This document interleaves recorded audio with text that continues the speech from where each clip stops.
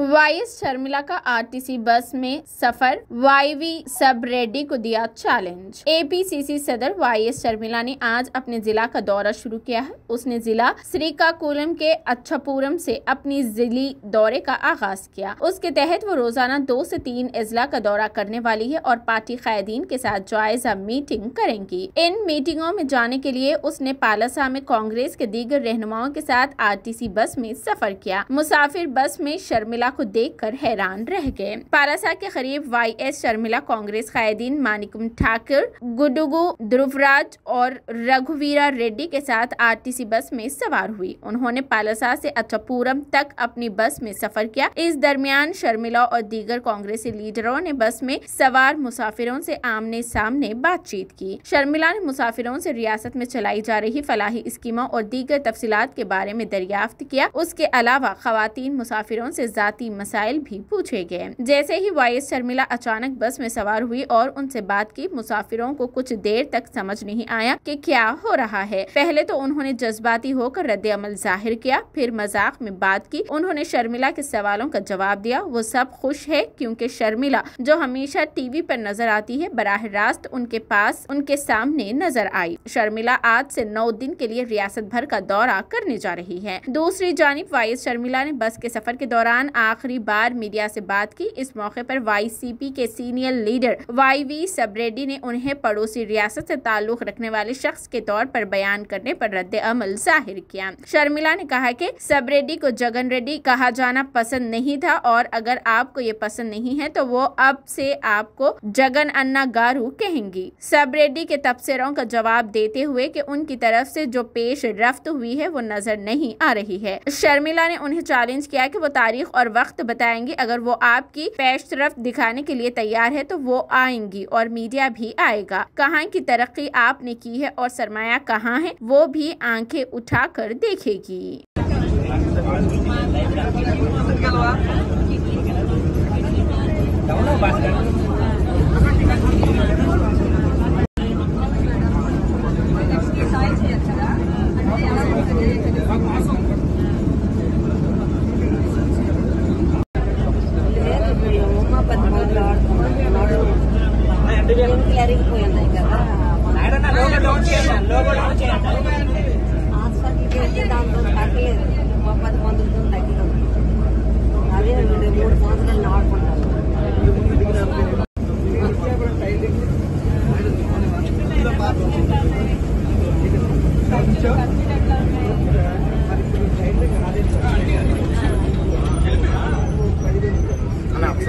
Ready madam ready.